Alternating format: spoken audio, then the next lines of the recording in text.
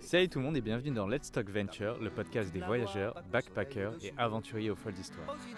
Je suis Tony et aujourd'hui je discute avec Alfonso, un étudiant espagnol travaillant pendant ses vacances d'été à l'Alter Hostel, l'auberge participative qu'on adore. Ensemble, on discute de ses motivations à venir en France, de notre passion commune pour le cinéma et des différences entre le système éducatif français et espagnol. On le remercie d'avance d'avoir accepté de faire cette interview en français, ce qui est une très belle prouesse. C'est donc parti pour ce nouvel épisode, Let's Talk Venture with Alfonso.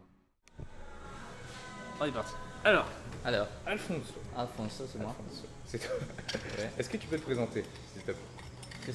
Comment Qui es-tu? Je m'appelle Alfonso, je suis d'Espagne et j'ai fait mes études à Barcelone.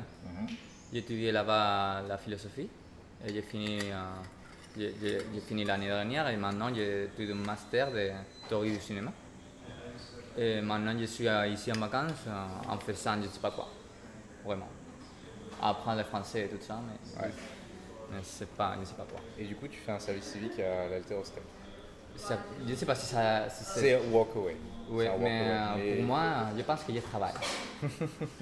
Ça va. C'est pas un service civique. Ouais. Et je suis en train de me dire, du coup, tu fais des études de cinéma. Tu sais qu'ici, c'est la ville où il y avait les Frères Lumière. Ouais. Oui.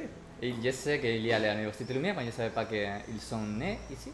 Ils ont travaillé ici. Je ne sais pas s'ils sont nés ici, mais en tout cas, c'est ici que tu sais, il y a toute l'usine où ils ont développé le cinéma. Et Oui. je crois que Georges Je pense que je vais y aller à l'université pour voir parce que je vais faire le doctorat. Ouais. Je ne sais pas où, mais peut-être que je peux demander là-bas. C'est comment les choses. Ah, du coup, tu veux faire un doctorat ici au final? Peut-être, je ne sais pas où. Peut-être, je ne sais pas où. Travailler dans le cinéma. Ouais. Mais pour le moment, je suis trop perdu. Je ne sais pas qu'est-ce que je vais faire avec ma vie. Je suis trop perdu, vraiment. Ouais. Alors, je ne sais pas. Je demanderai à l'université, mais sans savoir. C'est toi en particulier ou est-ce que tu penses que c'est toute la jeunesse de Barcelone qui est un peu perdue avec sa vie comme ça? Peut-être, parce que maintenant la vie c'est très précaire, surtout sur l'humanité, tout ça. Ouais. Et c'est très difficile de trouver quelque chose pour faire ta vie ou pour gagner la vie bien. Pour bien gagner la vie, c'est très difficile. Et en plus, moi particulièrement, je suis trop neurotique et trop, je sais pas. Alors, je pense que d'un côté, c'est une chose de la jeunesse d'aujourd'hui et pour l'autre côté, c'est une chose de moi. Alors, ça se mélange les deux choses et ça fait une explosion. Ouais. Alors, je suis comme ça. D'accord. Du coup, c'est pour ça que tu m'avais dit que tu regardes plein de films français et tout. Ouais. Je suis très francophile en sujet de cinéma. Ouais. Vraiment francophile. Parce qu'il me semble qu'il y a quand même des... Alors, moi, du coup, c'est pas mon cas. Vu que j'ai été élevé dans la culture... mes parents regardaient surtout des films cambodgiens. Des films de où? Des films chinois. Et Chinois. du très bon cinéma chinois. Oui, maintenant il y a très bon cinéma chinois. Maintenant? Non. Maintenant il y a très bon cinéma chinois. Ah non, à l'époque. À l'époque, mais maintenant aussi. Maintenant il y a beaucoup de. Non. Maintenant, de ce que je vois, c'est du cinéma qui a du budget. Du coup, en fait, ils font des effets spéciaux, mais franchement pas terribles. Et il n'y a pas les mêmes scénarios. Chinois. Oui, c'est maintenant en fait les scénarios franchement sont assez Mais moisis. les cinémas d'auteur les moins connus, c'est très bon. Oui, mais c'est pas ce qu'on voit le plus. Oui, malheureusement. c'est ça. C'est pas l'industrie. Non, mais je pense qu'on parle des mêmes films, par exemple Crouching Tiger, Hidden Dragon. Je sais pas. Tigre et Dragon. Je sais pas. Je connais pas. D'accord. Mais ça me dit quelque chose, mais je connais La pas. légende des poignards volants. Tu connais? Je connais pas. Ah, d'accord, ok. mais tu sais, toute l'industrie du cinéma d'arts martiaux. Oui, je connais pas trop les arts martiaux. Hein. Je suis plus dans les côtés d'auteur et tout ça. Ouais. Les plus poétiques et tout ça. Oui. Alors. Tu vas adorer Crouching Tiger. Ouais. Faut que je te le passe. Ouais. D'accord, parfait, c'est bien. Il est je le reconnais. Hein. Il est vieux, je crois. Il date de 84. Non. On va dire 96. 1996, mais il est incroyable. Ouais, parfait. Pour moi, c'est bien de connaître. Mais oui, par contre, aujourd'hui, je pense que tu vois ça de plus en plus. Bon, je pense que c'est pas trop les genres de films que tu regardes. Par exemple, tous les films de science-fiction, de super-héros, Non. tu as de plus en plus de films avec le logo de production Tencent. Et Tencent, en fait, c'est la plus grande boîte de Chine, en fait, qui à la base détient le réseau social WeChat, qui est le plus gros truc en Chine, en fait, de réseaux sociaux. Et à partir de ça, ils ont la main mise sur les jeux vidéo, sur les réseaux sociaux, et maintenant ils développent leurs industries du cinéma.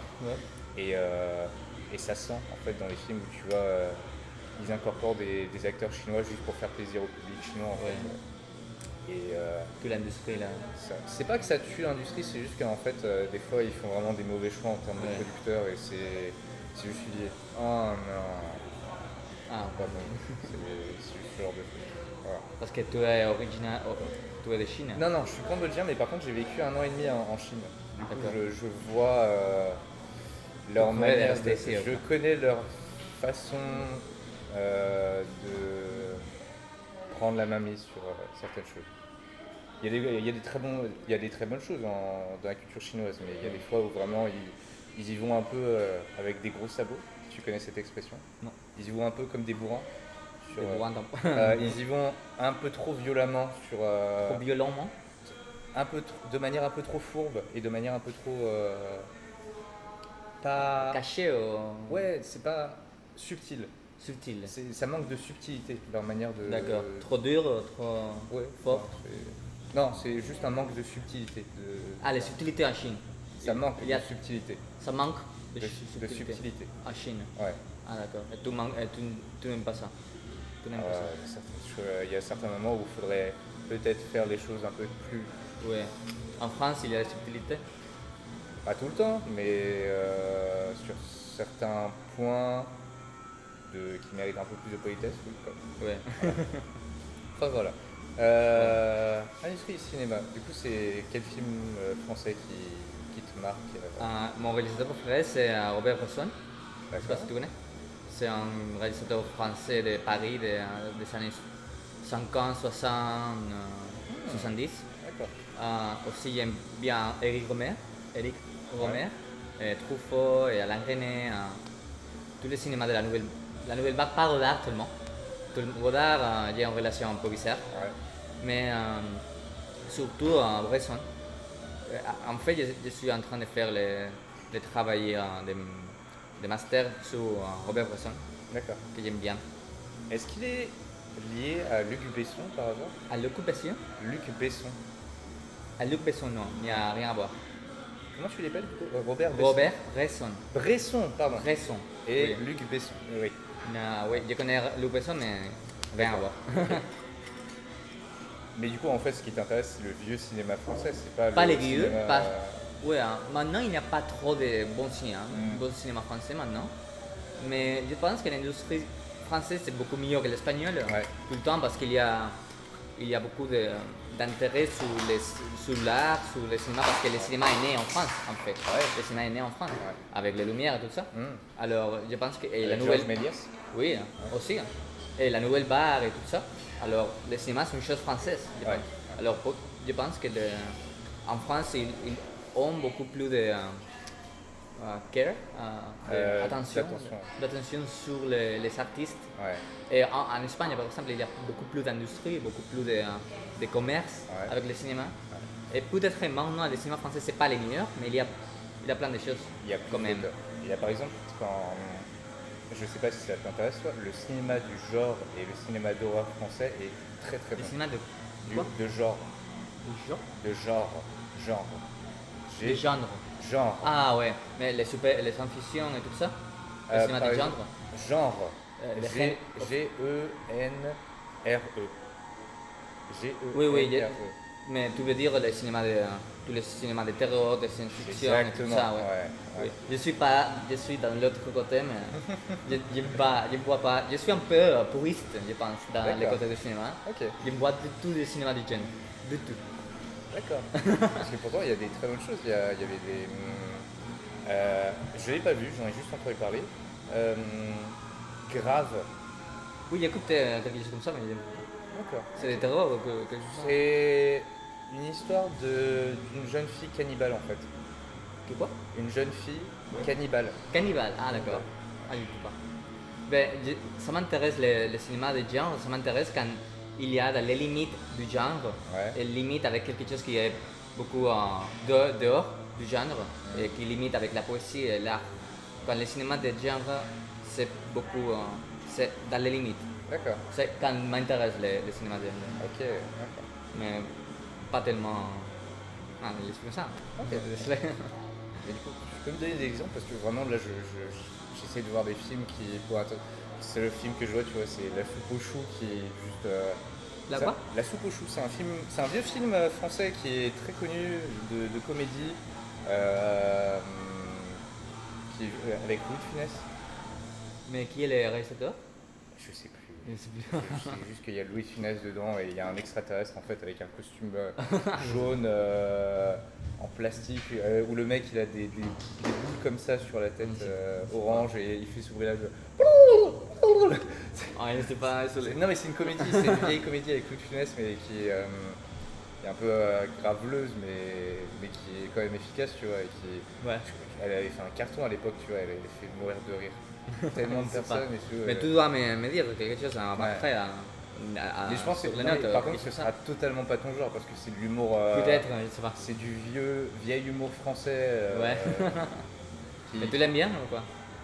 J'avais bien, ça fait longtemps que je l'ai pas vu. Mais quand j'étais enfant, oui, ça m'a fait rire. Non mais évidemment tu vois un mec en costume jaune lycra qui fait s'ouvrir un gros monsieur en costume jaune tout moulant qui fait c'est bizarre, hein. C'est surréaliste ou quoi? Ah non, c'est une comédie avec un extraterrestre en fait. Ah ouais, c'est bon. Sauf que l'extraterrestre c'est un vieux, quoi, un vieux monsieur gros dans un costume en lycra. C'est n'importe quoi. Ouais. Mais non, c'est marrant quand même. Il y a aussi, je pense, de ma génération, un des films qui nous a beaucoup marqué, qui est une comédie aussi, c'est Astérix et Obélix, Mission Cléopâtre. Ah, je sais pas quel film c'est, mais je connais Astérix et Obélix, j'ai lu beaucoup les comics. Ouais. Mais en fait, ce film est devenu tellement culte, tu vois, pour ma génération à moi, que il y a des répliques, tu vois, qui sont devenues cultes. Et des fois, tu sais, on discute, à un moment, quelqu'un sort une phrase, par exemple, tu sais, moi je ne pense pas qu'il y ait de bonnes ou de mauvaises situations. Et je pense que pour quelqu'un comme toi, tu comprends pas la référence, mais ça vient de ce film en fait. Ça me dit quelque chose. Hein. Ouais. Il y a des phrases qui te marquent. C'est ça, un certain ton, tu sais. Je pense qu'il y a de bon. C'est même ce film-là, tu vois, par exemple, il y a scène de combat où tu discutes avec quelqu'un, mais en rigolant, et tu fais « Vas-y, dis-le-moi de profil !» C'est comme ça vient de ce film-là en fait. Et c'est... Ah, j'ai écouté ça, qu'il y a des grosses phrases dans le cinéma qui te marquent beaucoup. En fait, quand j'ai fait les cours de français, ils m'ont donné quelques phrases de cinéma français qui l'ont marqué. Un professeur qui a la quarantaine, peut-être, c'est pas les mêmes générations. Mais il m'a donné des phrases qui l'ont vraiment marqué, que je ne me rappelle plus. Mais c'était, comme je sais pas, des choses comme. Et en fait, je pense que c'est un peu pareil pour chaque génération. Parce que, par exemple, j'ai un collègue à mon travail qui a, allez, on va dire 32 ans. Et lui, son film de sa génération à lui, où il a vraiment des répliques, tu vois, qui sort, c'est La Cité de la Peur, si tu as entendu parler de ce film-là. C'était la peur. Ouais. C'est une comédie aussi du même genre, où c'était un crew de stand-up comédiens, où il y a plein des mecs qui faisaient... tu connais Les Inconnus? Les Inconnus? Ouais. C'est un groupe de comédiens. C'est un groupe de comédiens en fait qui faisaient des vidéos... Je connais plein de choses, je vois. Hein. Je connais pas plein de choses. Mais en fait, je pense en France actuellement, les deux plus gros spots de cinéma où on est en quelque sorte les meilleurs, c'est les films de genre, horreur, et les comédies. Ouais. Faut pas toujours des bonnes comédies, mais il y a certains auteurs de comédies. La comédie française, c'est bizarre. Hein. Des fois, hein, la comédie française. Des fois, c'est limite, tu sais, ça frôle le racisme, ça frôle l'antisémitisme. Les françaises? Ouais. Je ne savais pas. Mais tu as certains auteurs comiques français qui sont vraiment très très bons. Il est les plus connus que je connais. Je ne vois plus. Oh mon dieu, comment ça s'appelle? Un réalisateur français des années 60. Ouais. C'est très connu par ses comédies. C'est très très très connu. Au moins dans les... Tu as les téléphones ici? Ouais. c'est même les réalisateurs des films de Monsieur Hulot. De qui? Monsieur Hulot. Les vacances de Monsieur Hulot. Ok. Ah, il y en a plus de noms. Putain. Les vacances de Monsieur Hulot. Ok. Il est Ouh, ça a l'air vieux ça. il est très ancien. Ouais, à partir du Jacques moment où Tati. Jacques Tati. D'accord. À partir du moment où t'as des images en noir et blanc et tout comme ça. D'accord, donc ça c'est ta cam à toi. C'est quoi? C'est ton truc à toi. Pas tellement Jacques Tati, mais c'est les comédiens que j'ai connus, D'accord. connais le plus, parce qu'il est plus à côté du cinéma d'auteur. Mais du coup, en fait, la grande majorité des films que tu regardes qui sont français, ils sont en noir et blanc, c'est ça? Pas tout le temps. Pas tellement. Je n'aime pas le cinéma français ancien parce qu'il soit ancien. D'accord. Je n'aime pas l'ancienneté, je ne suis pas un fétichiste. C'est juste en fait, tu as de quelques l'ancienneté. réalisateurs préférés français qui ont fait des films en noir et blanc, c'est ça? Peut-être, mais je ne pensais pas comme ça. Je ne le pensais comme ça. D'accord. Mais peut-être il y a des réalisateurs français maintenant qui fait des bons films d'auteur et il n'y a rien à voir qu'ils soient anciens, qu'ils soient en blanc et noir. D'accord. Mais les blancs et noirs, j'aime bien. Pas pour que ce soit ancien, parce que je l'aime bien parce que je ne sais pas. J'aime bien les blancs et noirs. C'est beau, c'est bon. Blanc et noir? Les blancs et noirs. C'est pas plutôt noir et blanc? Noir et blanc, oui. C'est Mais du coup, en espagnol, vous dites Blanc et noir. blanco negro? blanc et negro. Ouais. Blanco negro. Oui. Ok. Noir et blanc en français. Noir et blanc, ouais. Ah d'accord, blanc et Non, noir c'est pas en espagnol, ouais. Ah, d'accord. Ah, c'est je sais pas, c'est un peu trop. Du coup, vu qu'on est en train de switcher sur l'espagnol, du coup, tu peux me réexpliquer ton parcours de comment tu as appris le français? J'ai étudié à l'école, 6 ans à l'école, mais comme matière, ce n'est pas trop. Donc, en fait, tu as commencé, c'était à quel âge, dans quelle classe? À quel âge tu commences, En le premier, français c'était avec 12 ans, peut-être 12, 13 ans, Ouais. peut-être, je ne me rappelle plus. Donc, au début du collège? Oui, mais je ne sais pas, c'est différent en France. Euh, Nous avons l'école primaire et après nous avons l'école secondaire Ok. qui commence quand tu as 11 ou 12 ans. Donc, ça L'école s'appelle secondaire. l'école secondaire. Ok. Oui, l'école secondaire. Ok. Et après on fait le bac. À quel âge? 17, non, Donc, 16, 17. Donc, attends. Il y a 6 ans de primaire, Ouais. 4 ans de secondaire Ouais. et 2 ans de bac.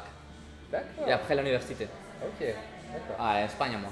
Ok. Et non, mais le bac, il y a une école spéciale qui s'appelle pour le bac Non, ou c'est non, toujours dans le je l'ai même- fait dans la même école que l'école secondaire.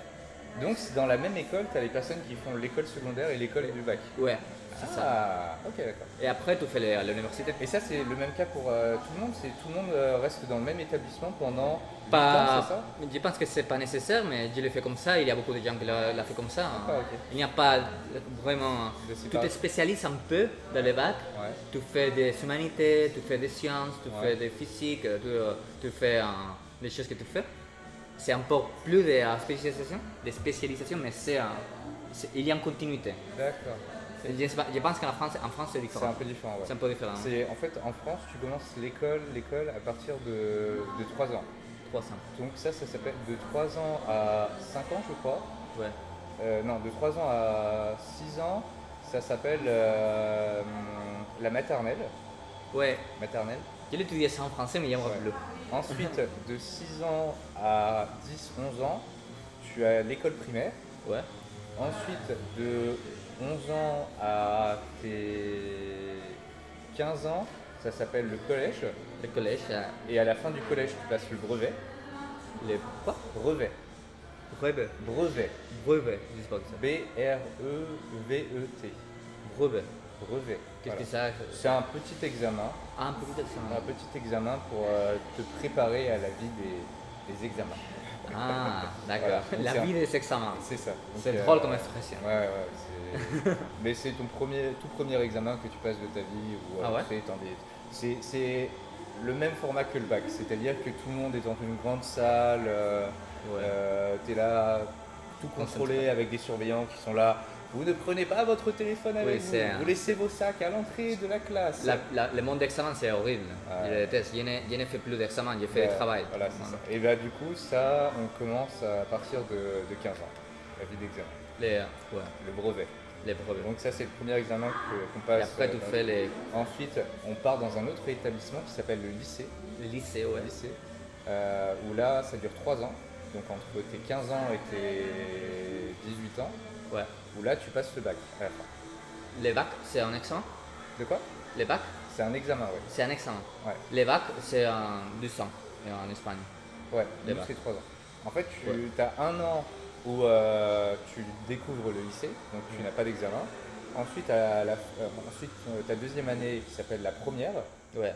C'est un peu bizarre au collège, c'est-à-dire que, enfin, le système scolaire, c'est-à-dire que tu fais donc maternelle, primaire, et ensuite à partir du collège, les classes en fait elles sont crescendo jusqu'à la fin. Donc tu as sixième, cinquième, quatrième, troisième pour le collège. Ouais. À la fin de la troisième, tu passes le brevet.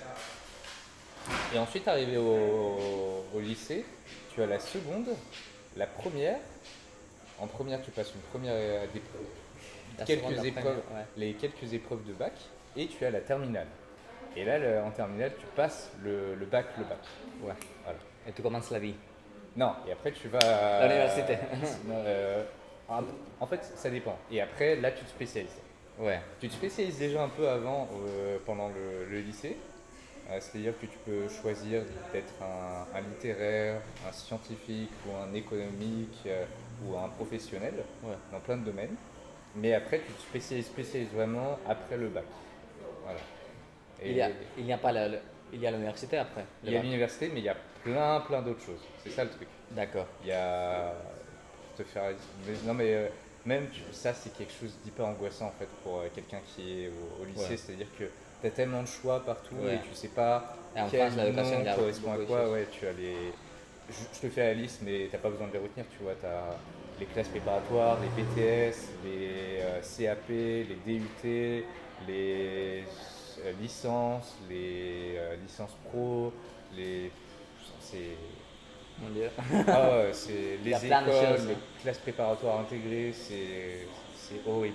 Quand tu découvres ça et que tu ne comprends rien et que tu as très peu de personnes pour t'expliquer le truc, c'est juste affreux en fait. C'est terrible. Ouais, ouais. Et c'est tellement angoissant quand t'es gosse. Tout est angoissé quand tu l'as Ah fait. ouais. Ah ouais. Non mais déjà j'étais angoissé juste à l'idée de réussir le bac, mais en plus de ça il fallait rajouter la pression de savoir ce que tu vas faire après le bac. Donc, Qu'est-ce que tu as fait finalement? j'ai fait un BTS moi. Un BTS. BTS, c'est un brevet de technicien supérieur. Alors tu es technicien. Non, aujourd'hui je suis ingénieur. Ingénieur, wow, Voilà. mon Dieu. C'est en fait, et ce qui est en plus compliqué, c'est que tu as des passerelles entre les différents Ouais. trucs. C'est ça qui est encore plus Mais il y a compliqué. quelque chose à voir, les techniciens et les ingénieurs, ils sont. Ben, tu peux devenir ingénieur sans forcément faire technicien. En fait, après différents trucs, tu as d'autres trucs que tu peux faire après, par exemple des écoles spécialisées. C'est tout ce qui est école, on appelle ça les écoles supérieures, qui sont en Ouais. 3 ou 5 ans en fait. Où là, vraiment, tu as un diplôme à la fin de travailleur spécialisé dans un truc. Et Maintenant- du coup, tu as des écoles de commerce, tu as des écoles d'ingénieurs, tu as des écoles de managers, tu as des écoles De tout. de plein de trucs différents. Pas de tout, mais de pas mal de trucs en fait. Et, ouais, c'est le système scolaire français qui est pas toujours gratuit. Là, après le bac, en général, c'est pas toujours gratuit. C'est pas toujours gratuit, mais c'est beaucoup moins cher qu'en Espagne. Par exemple, Ah ouais. les masters Ouais. que j'ai vu, il était comme 300 euros, ou quelque chose comme ça. 300 euros, 400 euros, les masters. En Espagne? Non, en France. Ah oui. Ouais. Mais en Espagne, les masters, c'est 3000 euros. Oui, Quelque non, mais chose. non, en fait, on a eu le même prix équivalent. Ah ouais? Ouais, nous en France, je pense que le plus cher, c'est les écoles de commerce. Ah, je ne savais Je pas. crois. Parce que c'est des commerçants, tu vois. Donc Ouais, ouais, savent, bien sûr. ils savent se faire du fric. Mais les masters d'humanité, tout ça, c'était 300 euros, quelque chose comme ça. Ouais. Mais ou même 400 moi, euros. tu vois, par exemple, mon école, vu que tu as des aides de l'État pour partir à Ouais. l'école, je gagnais de l'argent en fait pour aller en cours. Vraiment? Ouais, parce qu'en fait, moi j'ai choisi une école qui était à plus de 300 km de là où j'habitais, où là mes parents habitaient. Du coup, D'accord. Ils t'ont donné une bourse, ils m'ont donné une bourse. C'est ça. un bon bourse. Non, une bourse normale. C'est une bourse, j'avais 110 euros par mois. Ah, c'est bien. 110 euros par mois, c'est déjà pas mal, mais c'est surtout en fait, si tu n'es pas boursier dans mon école, tu dois payer des frais d'inscription qui coûtent 800 euros. Ouais. Et vu que j'étais boursier, je payais que 5 euros.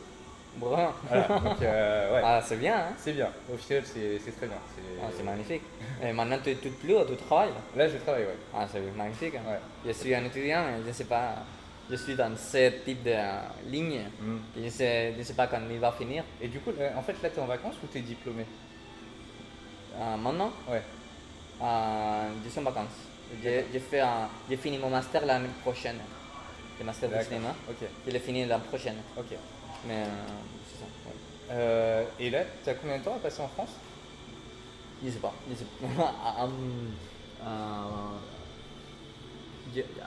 Quoi? Pardon. J'ai pensé de rester moi, mais je sais plus. D'accord. Parce que je sais pas si je suis commode, tout ça. Ok. C'est ça. Alors peut-être que je sais pas quand j'ai parti. Parce que pour moi, je pense, si tu veux, c'est compliqué l'industrie du cinéma en France, et même l'industrie du cinéma en temps normal. Mais pour moi, la meilleure manière de réussir, entre guillemets, dans ce milieu-là, c'est quand même que tu te fasses un réseau de personnes qui sont dans ce domaine-là du cinéma. Et en fait, aujourd'hui, j'ai l'impression que le monde du cinéma, la meilleure manière de réussir dedans, c'est via Internet.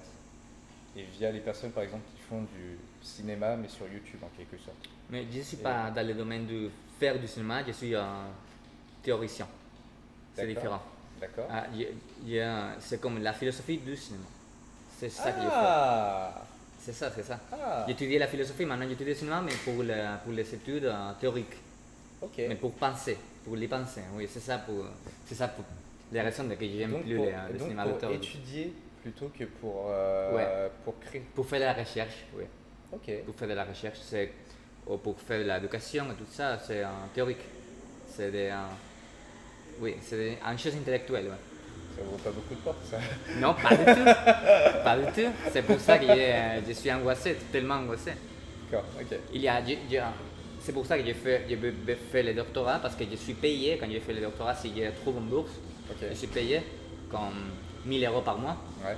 Si je trouve une bourse, c'est un vrai travail pour pour être un professeur à l'université, pour faire la recherche. D'accord. Je ne sais pas si nécessairement du cinéma, mais de l'art, de la philosophie de l'art et tout ça. Ouais. Ah, ok. Ah, j'étudie la philosophie c'est la chose qui t'ouvre les moins portes du monde. Alors, je ne sais pas, j'ai fait, comment on dit, one bet, comment on dit en français. Bon, ben. J'ai Ah, un pari. à Paris, j'ai fait en Paris, oui. Ouais. J'ai fait en Paris, je sais pas. Alors peut-être que j'ai fini en travaillant dans les McDo ou quelque chose comme ça. Mais je voudrais être un professeur d'université ou de collège ou de lycée ou je sais pas. Mais ça t'intéresse pas de créer Je sais pas, je ne suis pas éduqué en ça. Non, c'est juste qu'en fait, tu te sens pas légitime à faire des films ou à écrire des scénarios, c'est ça? Je ne suis pas légitime et en plus, je pense que si je faisais des films, ce sera plus indépendant. Ouais. Pas dans l'industrie, parce que je déteste l'industrie du cinéma, je Oui. la déteste. D'accord. Alors si je fais du cinéma, ça sera tellement indépendant que je ne pourrais pas gagner d'argent avec ça. D'accord. Alors ça sera avec mes amis, faire un film pour moi et pour mes amis, pas pour gagner l'argent.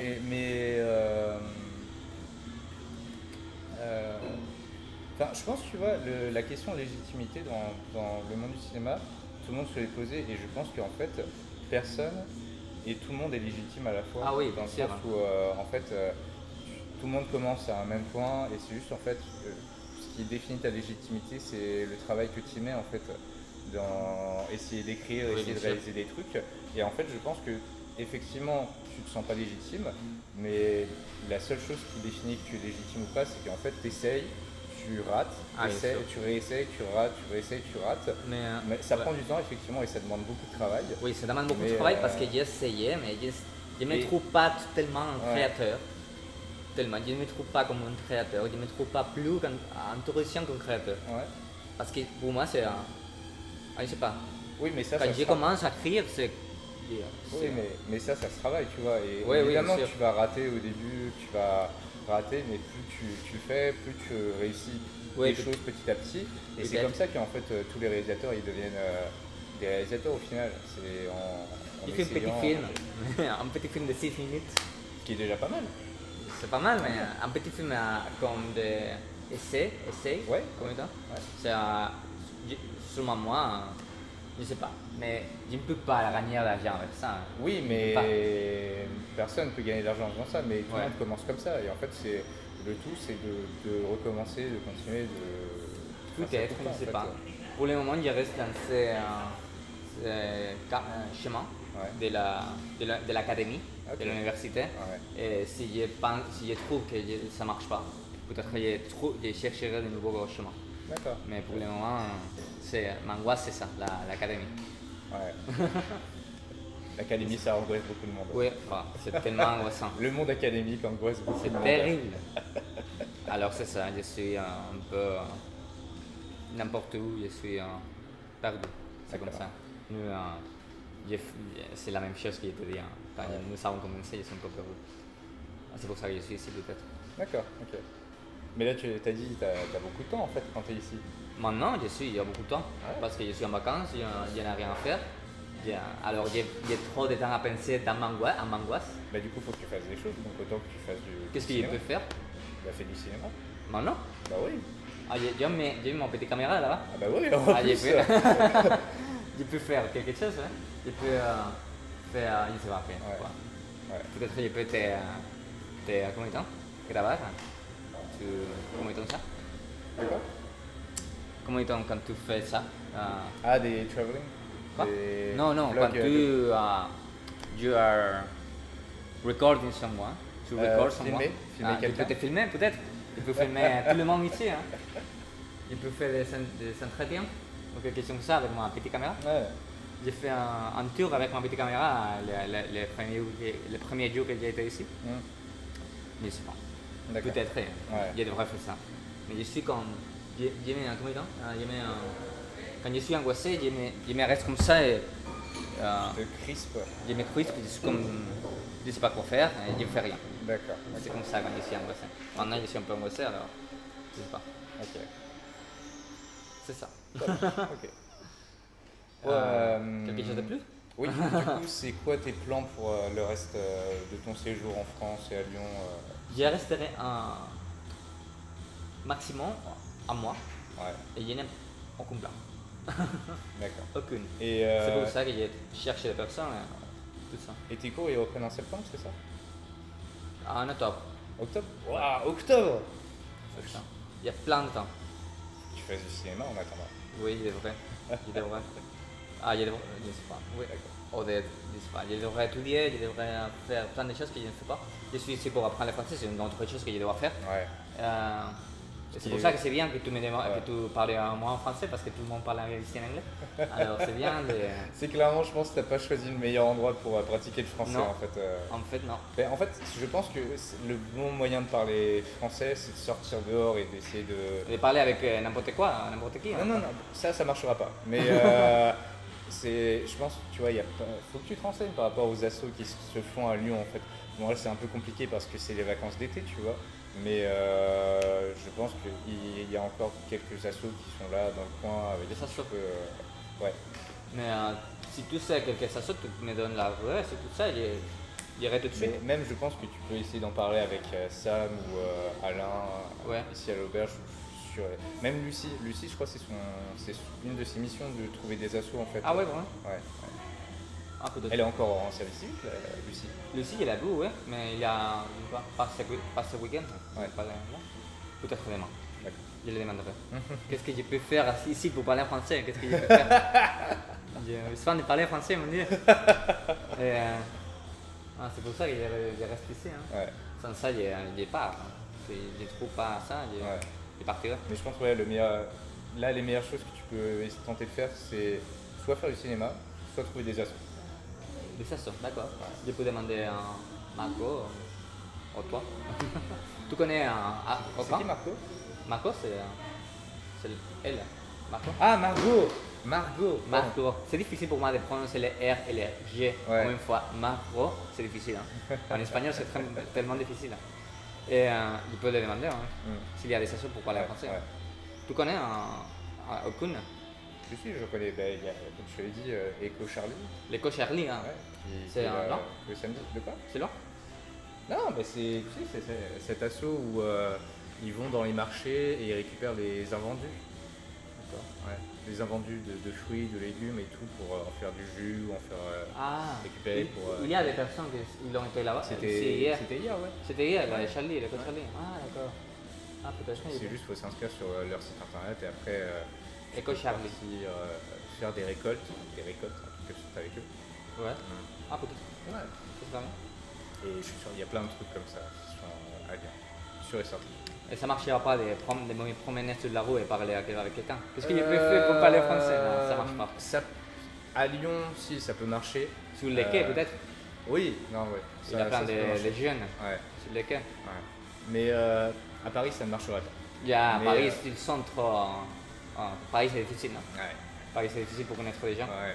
À Toulouse, c'est bien facile. Hein. J'étais à Toulouse. En fait, toutes les villes de France en dehors de Paris, ça peut se faire. Mais Paris, c'est trop compliqué par rapport à ça. Tout le monde me dit ça, tout le monde. Mais j'étais à Toulouse et Toulouse, c'était tellement facile de connaître les gens. Tu étais à Toulouse? Un peu, enfin j'y suis passé, mais j'ai pas encore passé autant de temps comme j'en passe à Lyon par exemple. J'étais à Bordeaux et Bordeaux c'est plutôt parisienne. Ça commence, ça devient parisien. Ouais. Lyon, c'est comme c'est Lyon. C'est parisien Lyon? Lyon, ça devient un peu parisien, mais ça reste quand même beaucoup plus ouvert que Paris. Ouais. Paris, c'est vraiment l'extrême du snobisme. Du snobisme français. français. Bien sûr. Ouais. Parce que Paris, c'est la capitale du monde culturel. Ils se sentent comme nous sommes les meilleures personnes, nous sommes les meilleurs, quelque chose comme ça. Il y a quelques distances, non? C'est quoi? Distance? Ah oui. Oui. De la méfiance surtout. Méfiance. Ouais. Peut-être. Mais à Toulouse, tout le monde te sourit quand tu les parles. J'étais par exemple, j'étais toute seule dans les quais. Il y a quelqu'un qui m'a venu, hein. Tu peux venir avec moi, avec nous. Je pense que ça va peut-être être un peu stéréotype et ça peut être faux ce que je vais dire, mais je pense que ce qui se passe dans la tête dans ce genre de situation pour un Français, c'est si tu es à Toulouse, on va se dire « Ah, chouette, un touriste qui fait l'effort de parler français, je vais l'aider ». Alors qu'à Paris, c'est « Oh putain, encore un touriste ». Oui, peut-être voilà. C'est ça. Peut-être que c'est ça, oui. Parce que Paris, c'est les places les plus touristiques d'Europe. Alors c'est un touriste. Putain. Ah, c'est pareil à Barcelone peut-être. De quoi? Barcelone, j'habite à Barcelone. Ouais. C'est plein de touristes. Ouais. Et moi, quelquefois, je me sens comme ça. Hein. Quand il vient un touriste, je me sens comme ça. Hein. Je ne peux pas être comme ça. Je ne peux pas être comme ça, mais ça arrive. Ouais. Parce qu'il y a tellement de touristes. Et j'habite au centre-ville, à Barcelone. Ouais. Il y a tellement de touristes qu'on se ferme quand il y a tellement de touristes. On se ferme, même si on ne veut pas de le faire. Tu es né à Barcelone? Quoi? Tu es né à Barcelone ou... Non, je suis né à Séville, au sud de l'Espagne. Okay. À Séville, c'est beaucoup plus facile de connaître les gens. Tout le monde est plus ouvert. Quand les sud que tu vas, les plus ouverts que les gens. Si tu vas au nord, c'est beaucoup plus difficile. Mais dans les sud, c'est beaucoup plus facile de connaître les gens, même s'ils sont très ouverts au commencement. Mais après, c'est plus difficile de faire des relations plus proches à Séville. C'est plus facile de faire la fête, mais c'est plus difficile de faire des amis. Tu sais ce que je veux dire? Et à Barcelone, c'est moitié-moitié. Parce que les Catalans et un peu français, les Catalans. Ah oui, du coup, je me dis, c'est peut-être pour ça que tu as eu des facilités à apprendre le français, vu que le catalan est très proche du français. Non, parce que j'ai appris le français avant d'aller parce que j'étais à Catalogne il y a 3 ans seulement. Et j'ai appris le français avant de ça. Mais du coup, tu parles le catalan? Un peu, mais je n'aime pas le catalan. Il y a quelque sorte de choses dans le catalan que je n'aime pas, même la langue, même les choses politiques qu'il y a derrière du catalan. C'est une langue politique, c'est une langue pour l'indépendance. C'est les choses que je sens dans le catalan. Et même je suis obligé, pour travailler dans le secteur public, d'apprendre le niveau C1 de catalan. Et je pense, pourquoi je suis en Espagne, pourquoi je dois faire ça? Je ne peux pas travailler à Catalogne dans beaucoup de choses. Je peux pas travailler dans quelque chose, mais pas dans les choses les plus publiques, je ne peux pas. Parce que je n'ai pas les C1, le niveau C1 de catalan. Ok. Alors, presque seulement les personnes qui sont nées à Barcelone ou à Catalogne peuvent travailler dans ces choses. Ouais. Je suis un peu, comment dit-on, mad, comment dit-on, Fâché, fâché. en colère. En colère, oui, c'est ça. Et peut-être que j'ai parti de Catalogne pour ça, de Barcelone, parce que la chose politique c'est très fort là-bas, trop fort. L'indépendance, tout ça, tu as écouté quelque chose? Oui, oui, j'ai entendu parler Les choses de l'indépendance à Catalogne, c'est fatigant. En fait, j'ai suivi ça de manière un peu éloignée parce que j'étais en Chine à ce moment-là. Mais une de mes colocs, quand j'étais à Shanghai, venait de Barcelone. Ah ouais? Et du coup, elle a son point de vue à elle. Et c'est comme ça que je sais que... Il est indépendantiste. Non, que je sais que le catalan, au niveau de la langue, est proche de la langue française en fait. Oui, c'est proche. C'est la moitié, c'est comme les points intermédiaires entre le français et l'espagnol. Ah, C'est vraiment facile si tu es espagnol d'apprendre. C'est vraiment facile de les comprendre, mais de l'apprendre et l'écrire, c'est beaucoup plus difficile. ouais. C'est tellement difficile de l'écrire, le catalan, mais de l'apprendre, c'est comme... Tu as écouté le catalan Je l'ai entendu parler en catalan. et tu as compris? Non. Mais c'est beaucoup plus facile si tu es espagnol. C'est beaucoup plus proche de l'espagnol que de français. L'écriture, c'est plus proche du français, mais Ah si, alors, en fait je suis pas sûr. Je pense que je comprenais les conversations quand ma coloc française parlait avec ma coloc espagnole en espagnol en fait. Ah ouais? Donc je captais quelques trucs par-ci par-là. Et en fait j'ai ma vision de... Enfin, à un moment je me suis dit, ah bah en fait ça va, j'ai encore des bons restes d'espagnol, du coup je comprends un peu pas l'espagnol. l'espagnol. Hein? J'ai étudié l'espagnol, mais il y a 10 ans, tu vois. Donc, et entre temps, j'ai appris le chinois. Du coup, maintenant, quand je veux parler en espagnol, je parle en chinois à la place, sans faire exprès. Mais par exemple, je crois il y a un mois, il y avait une fille de l'Argentine qui était à l'auberge. Et elle discutait avec une de ses amies en espagnol, mais de l'Argentine. Je n'ai rien compris.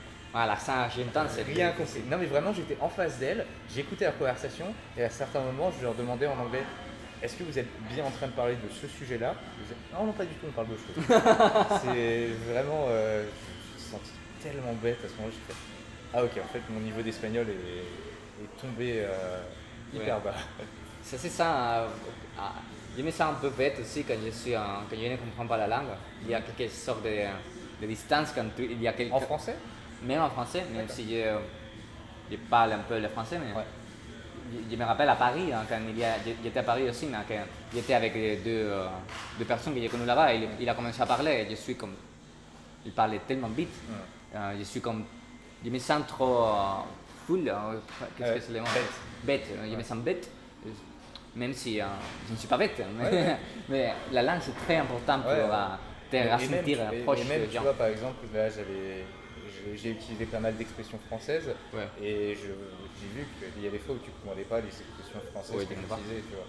Si je suis dans un groupe, et tout le monde parle Mais là, c'est exactement ce qui m'est arrivé cette nuit, tu sais, avec le groupe de footballeuses américaines qui étaient là et elles parlaient de plein de choses. Soir. J'étais vu hier soir avec les... J'étais là, je regardais j'essayais de comprendre leur conversation entre les accents américains, anglais et tout. Je regardais. Il y a quelque chose dans les anglophones qu'ils pensent qu'ils contrôlent tout le monde. Non, c'est pas. En fait, c'est pas. Je déteste les anglophones. Non, pas les anglophones. Je déteste l'anglophonie. Bah en fait, moi, ça m'a pas gêné. C'est juste qu'en fait, je comprends ce ressenti parce que des fois, c'est quelque chose que je peux faire ressentir à d'autres personnes, donc ça me dérange pas. Et surtout, ils étaient en train de se retrouver entre Américains dans un pays étranger, donc je comprends totalement qu'ils aient envie de rire et faire des blagues sur des sujets que eux comprennent entre eux.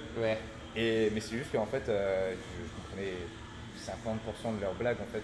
Je comprends absolument rien à ce Mais que tu vous parles dites. bien anglais ou pas? Oui, mais même pour autant, en fait, le mélange entre l'accent anglais, l'accent américain, l'accent mexicain aussi qui était là, et surtout qu'ils faisaient des références à des villes ou des cultures à l'intérieur des États-Unis, différence de culture dans les États-Unis que si tu ne vis pas aux États-Unis, tu peux absolument pas comprendre en fait.